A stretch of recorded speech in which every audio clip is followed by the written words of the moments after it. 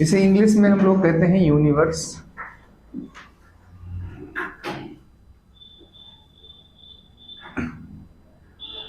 अगर ब्रह्मांड की हम बात करते हैं तो हमें दो बातें यहां से पेपर के हिसाब से सीखनी है। सबसे पहला कि क्या होता है, और दूसरा जो पेपर में क्वेश्चंस पूछे जाते हैं वो इसके सिद्धांत को लेकर पूछे जाते हैं। तो ब्रह्मांड क्या होता है कि अगर बहुत वैसी हम डेफिनेशन दें जो आम व्यक्ति समझ सके तो हम कहते हैं कि शून्य से जितने बड़े आकार की कोई व्यक्ति कल्पना कर सकता है उसे हम क्या कह देते हैं, ब्रह्मांड। बात समझ गए? लेकिन ये परिभाषा ब्रह्मांड की ऐसे टेक्निकल परिभाषा के रूप में नहीं दी जाती है। उसमें एक कहा जाता है ब्रह्मांड समझने के लिए कि आकाश गंगाओं का समूह। अभी हम समझाएंगे कि आकाश गंगा क्या होती है। आकाश गंगाओं का समूह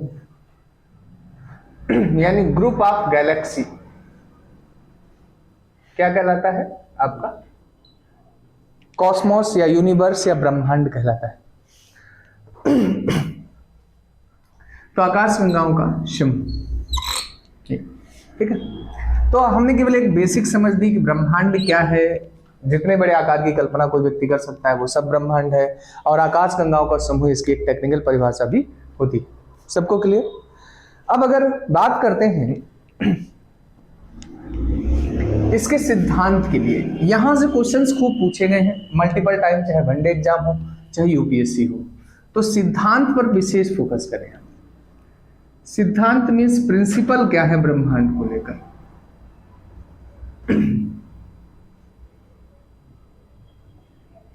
देखिए, पहली बात यहां से ये समझें कि कितने सिद्धांत दिए गए हैं, तो 4, ठीक है।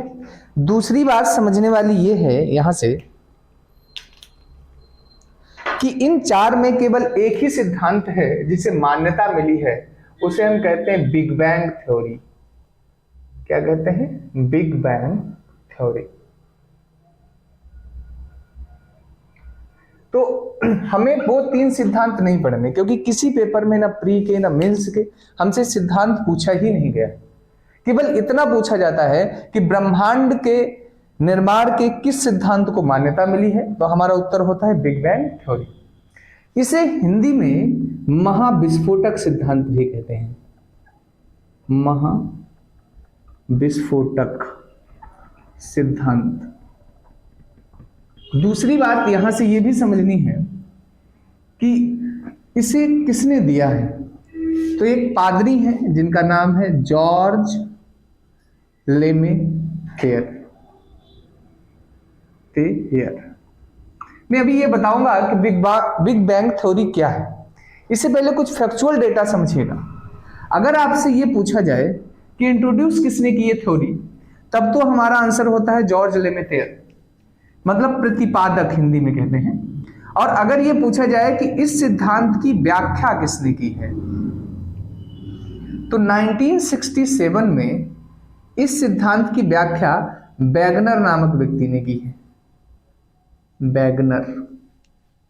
तो यहां से दूसरा आपको टर्म ये बहुत जरूरी ध्यान रखना, लोग जॉर्ज लेमे थेयर तो याद रखते हैं, लेकिन वो पूछ लेते हैं बिग बैंग थ्योरी की व्याख्या किसने की, तो कंफ्यूज हो जाते हैं। किसने की है? वैगनर।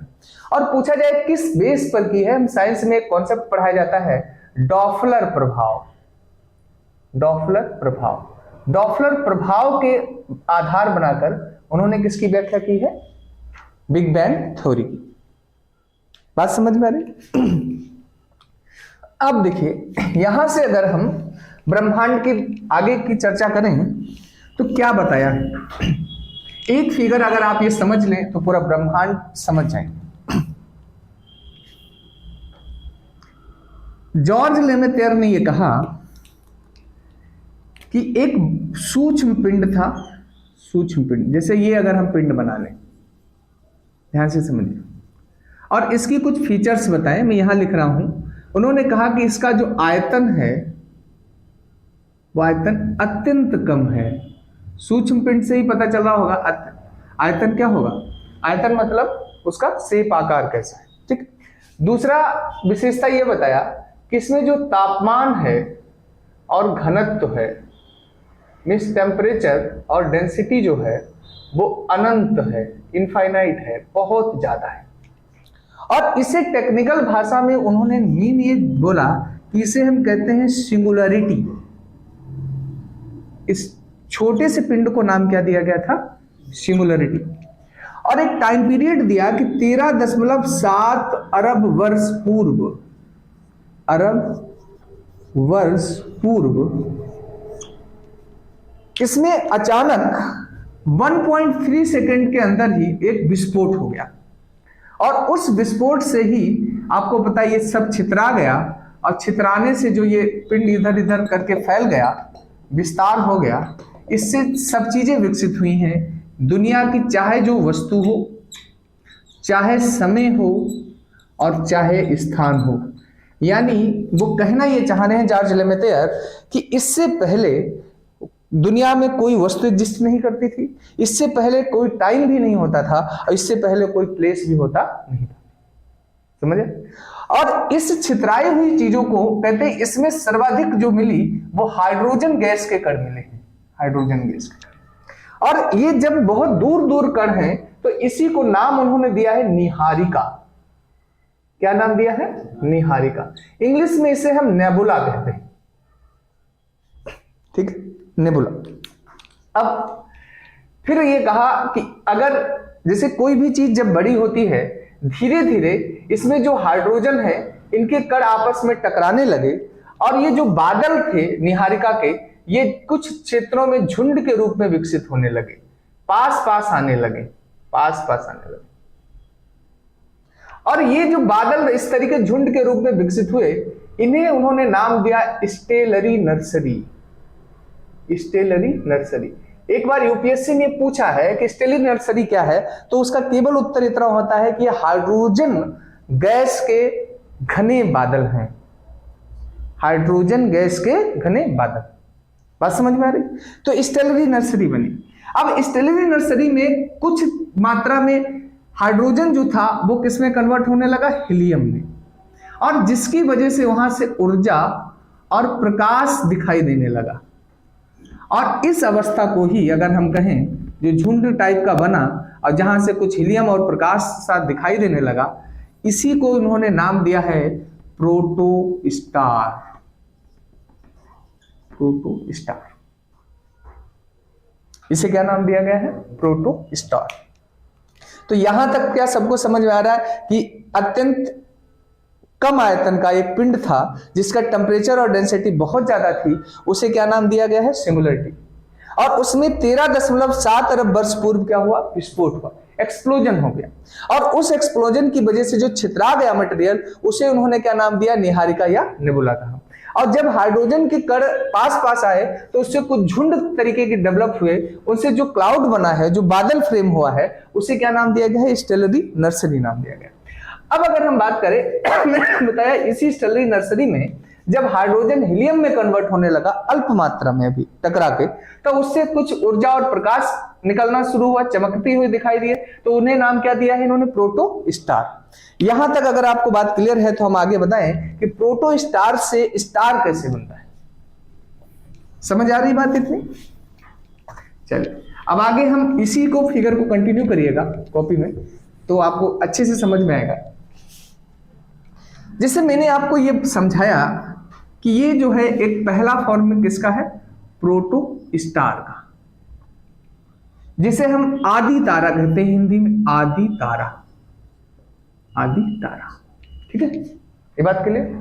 और इससे कुछ समय बाद जब कहते हैं कि हाइड्रोजन अच्छे से हीलियम में कन्वर्ट होने लगा, तो इसे नाम दिया गया है स्टार, हम कहने या तारा कहने या पूर्ण तारा नाम दे देते हैं।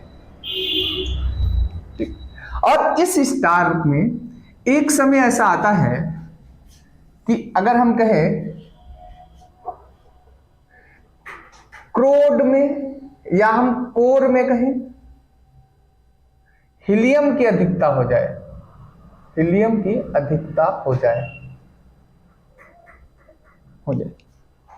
बात समझ में? क्रोड में या हम कोर में किसकी अधिकता हो जाए? हीलियम की। और अगर हीलियम की अधिकता हो जाए तो ये वाला जो क्षेत्र है, अगर हम कहें तो ये आसपास का, तो यहां तो बीच में ठोस होने लगता है और ये फूलने, इसमें हीलियम हाइड्रोजन में कन्वर्ट होता है, सॉरी हाइड्रोजन हीलियम में कन्वर्ट होता है। इसकी वजह से ये वाला जो पार्ट है इसका, ये रेड कलर का दिखाई देने लगता है और इसका आकार बढ़ रहा होता है। ध्यान से यहां से समझिए।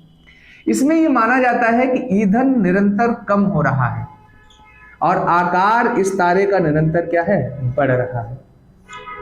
इतनी बात क्या सबको समझ आ रही है? ठीक। इसी को इन्होंने नाम दिया है रेड जॉइंट, जियांट करके भी बोलते हैं, या हम लोग बोलते हैं लाल दानव। क्या बोलते हैं? लाल दानव। इसी को हम लाल दानव कहते हैं, लाल दानव। इतनी बात सबको क्लियर? यहां से इन्होंने बताया यहां से बना लाल दानव। लाल दानव के बाद कहते हैं एक वैज्ञानिक हुए, हालांकि चंद्रशेखर, उनसे प्रश्न इतना ही पूछा जाता है कि उन्होंने किस तारे के निर्माण के सिद्धांत को दिया है, तो उसका आंसर होता है, अभी हम बताएंगे, श्वेत वामन या व्हाइट डॉर्फ। उन्होंने केवल ये बताया है कि व्हाइट डॉर्फ का निर्माण कैसे हुआ है, ये बातें बताई, श्वेत वामन या व्हाइट डॉर्फ। ठीक। तो उन्होंने उसके लिए क्या बताया कि कब होगा, तो इसी को बेस बनाया है रेड जॉइंट को, या हम कहें लाल दानव तारे को। क्या बताया, इस बात को हम समझाएं।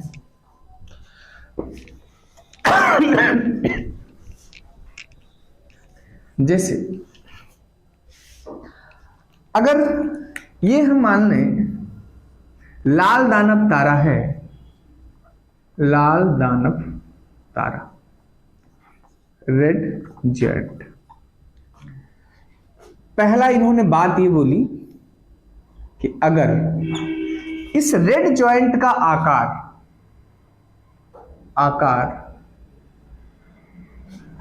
पहला दिया कि सूर्य से कम हो, सूर्य से कम, या कहा कि सूर्य के बराबर हो।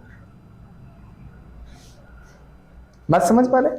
क्या बोला है कि सूर्य से कम हो या सूर्य के बराबर। दूसरा केस ये दिया कि कहा कि अगर सूर्य से अधिक है, अब अधिक चाहे जितने गुना हो, समझ आ रही बात? सूर्य से क्या अधिक है, अधिक चाहे जितने गुना हो।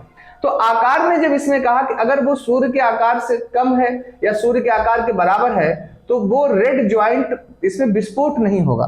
पहली बात क्या बताई कि विस्फोट नहीं होगा, विस्फोट नहीं होगा, नहीं होगा। फिर कहा होगा क्या, तो कहा कि ये थोड़े ही दिन में श्वेत वामन में कन्वर्ट हो जाएगा।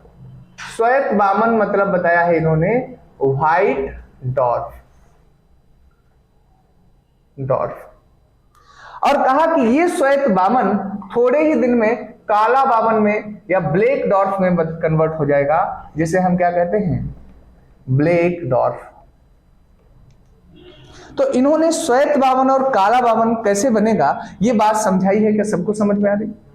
अगली बात पर बहुत ध्यान देना। इन्होंने ये तो यहां से बता दिया कि अब जिसे कहा कि अगर बड़ा होगा तो कहा कि इस रेड में महाविस्फोट होगा। फिर बताया क्या हो जाएगा, विस्फोट होगा।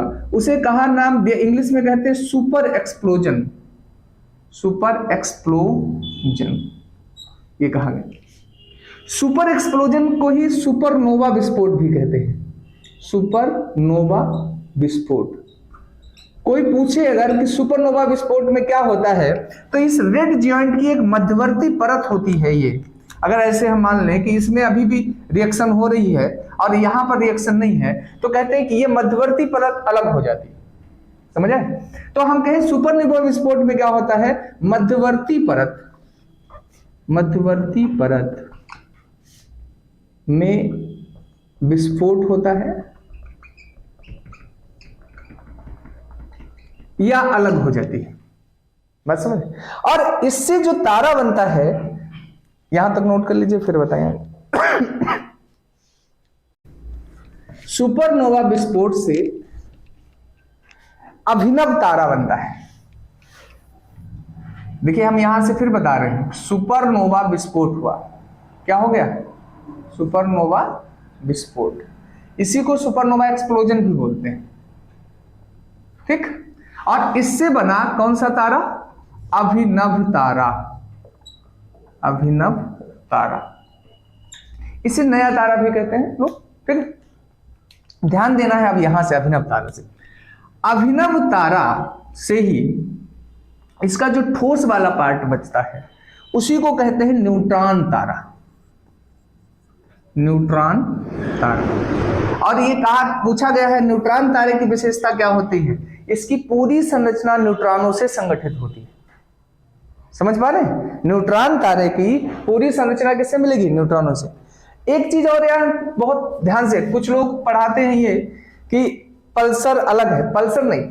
अगर इसी न्यूट्रॉन तारे का वेग तीव्र है, तीव्र वेग का है, तो उसे नाम दे देते हैं पल्सर। और अगर इसी का वेग कम है तो उसे कहते हैं क्वेसर। बात समझ में आ रही? पल्सर और क्वेसर क्या है? न्यूट्रॉन तारे के लिए। अब ध्यान और एक देना ये बात इसी का अगर घनत्व तो बहुत बढ़ जाए तो यही कन्वर्ट हो जाता अंततः ब्लैक होल में।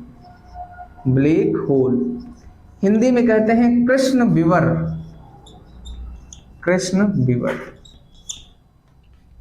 हिंदी में क्या कह देते हैं? कृष्ण विवर।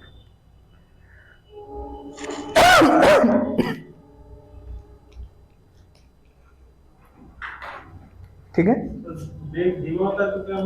तो क्वेसर, और अगर तीव्र वेग है तो बोलते हैं पल्सर।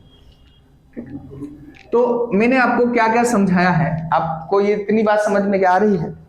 टर्म के रूप में हम अगर रिकॉल कराएं, पूछें आपसे कि बताइए अच्छा ब्रह्मांड क्या होता है, तो आप बता कर केवल संक्षेप में कहेंगे group of Galaxy, it is called Cosmos या यूनिवर्स। मतलब क्या है कि आकाश गंगाओं का समूह क्या होता है? ब्रह्मांड होता है, कह सकते हैं। और ये माना गया है अगर संख्या के रूप में पूछा जाए कि ब्रह्मांड में कितनी आकाश गंगाएं हैं, तो ये सही संख्या नहीं, यूनिक बुक लिखती है 100 अरब। समझे? कई बुकों में मैंने लिखा है, देखा है कि उसमें कहते हैं 100 अरब से अधिक भी संभावित है, तो संख्या इसलिए पूछी नहीं गई कभी। फिर दूसरा मैंने आपको क्या समझाया कि कैसे ब्रह्मांड के सिद्धांत उन्होंने दिया। तो सबसे दूसरा एक टर्म यहां से निकल का है निहारिका। तो निहारिका आपसे पूछा जाए तो क्या है, तो आप इसे भी क्या बताएंगे? हाइड्रोजन गैस के किस तरीके के बादल हैं? के विरल बादल हैं। विरल बादल मतलब समझ रहे हैं? इनमें डेंसिटी बहुत कम है, लेस डेंसिटी के क्लाउड है। ठीक है, और फिर मैंने क्या बताया कि इनसे क्या बनता है? स्टेलरी नर्सरी। स्टेलरी नर्सरी ये पूछा जाए तो हम कहेंगे हाइड्रोजन गैस के ये कैसे हो गए हैं? घने बादल हो गए हैं। कैसे बादल हैं? घने बादल, मतलब डेंस क्लाउड है। एग्जाम ओरिएंटेड फैक्ट रिकॉल कर लीजिए कि क्या क्या है। फिर आपसे पूछा गया, इसी से हमने क्या बना दिया था आपका? प्रोटो स्टार बना। और फिर प्रोटो स्टार से क्या बना? स्टार। स्टार से क्या बना? रेड जॉइंट बना। और इसी रेड जॉइंट से अगर हम कहें तो व्हाइट डॉर्फ बना, उसी से फिर ब्लैक डॉर्फ बना, और इधर हम कहें तो सुपरनोवा विस्फोट हुआ, उससे अभिनव तारा बना। अभिनव तारा से ही हमने बताया कि न्यूट्रॉन स्टार बनेगा, उसी से अगर हम कहें तो पल्सर बनेगा, उसी से हम कहें तो क्वेसर बनेगा, और उसी से हम कहें तो बाद में किसमें? ब्लैक होल या कृष्ण विवर में कन्वर्ट। इतनी बात क्या सबको समझ आई?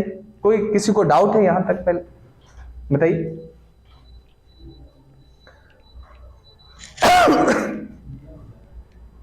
इतनी बात सबको समझ आ रही है? चलिए अब देखिए आगे की बात अभी खत्म नहीं हुई। यहां से ये प्रश्न सब बन चुके हैं, और एस्ट्रोनॉमी यूपीएससी में तो बहुत इंपॉर्टेंट है, क्योंकि करंट ओरिएंटेड देखिए अभी चंद्रयान 3 चल रहा है, स्पेस और उसके बारे में बहुत क्वेश्चंस पूछते हैं वो लोग। ठीक है, तो यहां से अब समझें थोड़ी सी बातें। और मैंने कुछ फैक्चुअल डेटा भी बताया था, वो भी हम फिर रिकॉल कराएं।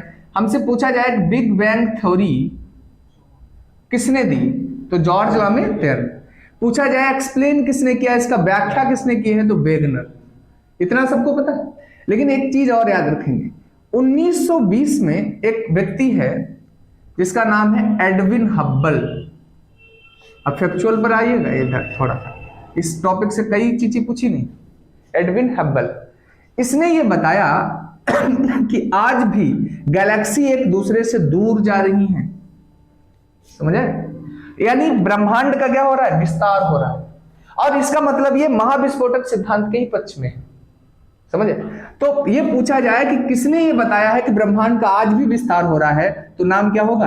Edwin Hubble. और इसने हब्बल नामक दूरबीन बनाई है और वो भेजी, समझे? तो इसी के नाम पर वो है। तो इसने क्या बताया कि ब्रह्मांड का विस्तार हो रहा, इसके सिद्धांत को कहा जाता है विस्तरित ब्रह्मांड कल्पना।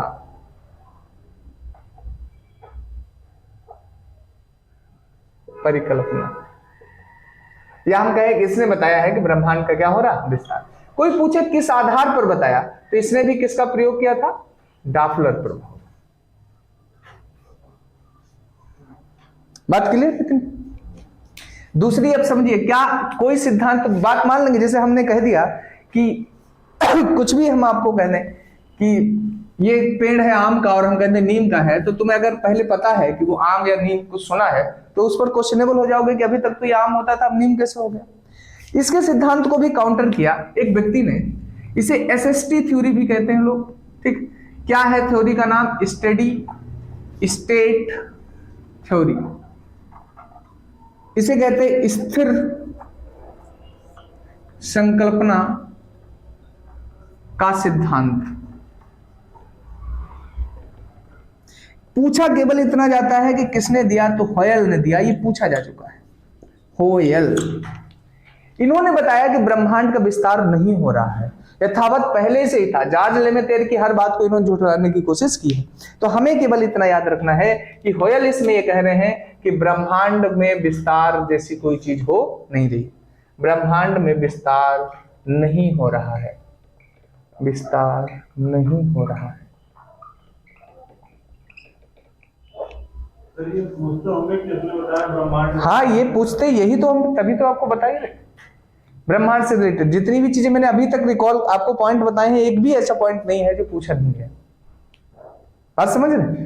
ऐसे तो कॉस्मोस पर कितने बड़े रिसर्च है, हम लोग को वही पढ़ना है जो एग्जाम में जनरली पूछा जा रहा है। ठीक, इतनी बात सबको अब देखिए, ये जब सब डिस्कशन हो चुके, या हम कहें कुछ ऐसी अवधारणाएं जैसे क्वेश्चंस पूछे गए हैं, हम कहें वो स्टार्ट करने से पहले गैलेक्सी हमें अगला पढ़ाना है। उससे पहले एक कॉन्सेप्ट बहुत ज्यादा चला था जो पेपर में भी कई बार पूछा गया, जिसका नाम है जियो सेंट्रिक कॉन्सेप्ट। हमसे पूछा जाता है जियोसेंट्रिक अवधारणा किसने दी, तो ये दी किसने है, तो हमारा उत्तर होता है टॉलमी। किसने दी है? टॉलमी। ठीक, इसमें इसने क्या बताया? अगर कोई पूछे कि क्या बताया था, बताइए। तो इसने कहा कि ब्रह्मांड के केंद्र में पृथ्वी है, ब्रह्मांड के केंद्र में पृथ्वी है, पृथ्वी है। और कहा कि सूर्य तथा अन्य सभी ग्रह इसके चक्कर लगाते हैं, सूर्य तथा अन्य सभी ग्रह इसके चक्कर। और जहां जियो लग जाए, जियो मतलब बताया था अर्थ, सेंट्रिक मतलब सेंटर में, यानी वो अर्थ को किस में रख रहा है? सेंटर में। नाम केवल याद रखना है कि किसने ये दिया? टॉलमी। लेकिन थोड़े दिन बाद इसके सिद्धांत को गलत साबित किया कोपरनिकस ने। किसने? नोट कर लिया, किसने गलत साबित कर दिया? कोपरनिकस। कोपरनिकस ने क्या बताया?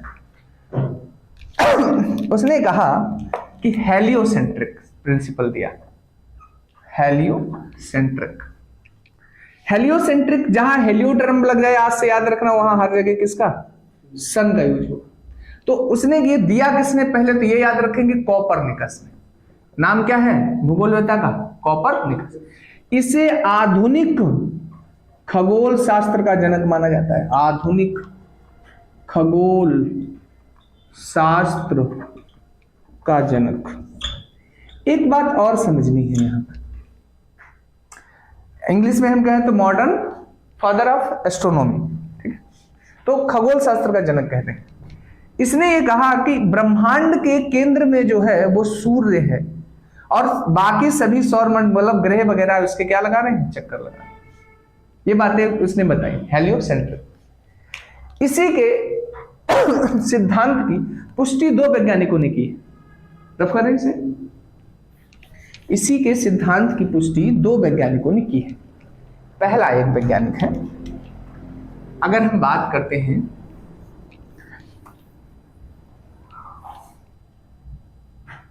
कैपलर। पूछा यही जाता है इसने क्या दिया, तो इसने ग्रही या ग्रहों के गति संबंधित नियम दिए हैं। गति संबंधित नियम मतलब क्या है? 3 नियम है उसमें। ये इसने बताया है जो हमें इस चैप्टर में पढ़ना है कि जो घूम रहे हैं ग्रह वो दीर्घ वृत्ताकार कक्षा में घूम रहे हैं। दीर्घ वृत्ता जानते हैं आप, इपीसेंट्रिक बोलते हैं उसे, समझे? दीर्घ वृत्ताकार। तो कैपलर ने पुष्टि की कि हाँ सही बात है कि ग्रह चक्कर तो लगा रहे हैं, लेकिन वो किस टाइप के ऑर्बिट में लगा रहे हैं? एपिसेंट्रिक। ठीक। दूसरा जो था वो गैलीलियो आ गया और उसने दूरबीन की खोज की और दूरबीन के माध्यम से इस चीज की और अच्छे से उसने क्या कर दी? पुष्टि कर दी। बस समझे? तो हमें याद रखना है कैपलर ने कौन से दिए हैं? ग्रह की गति संबंधित नियम। और अगर हम बात करें गैलीलियो ने, तो वो किसकी खोज की? दूरबीन। ठीक। और उसने इस चीज को और स्पष्ट कर दिया। अब अगला जो टॉपिक हम स्टार्ट करेंगे इसमें, वो गैलेक्सी स्टार्ट करेंगे। ठीक है।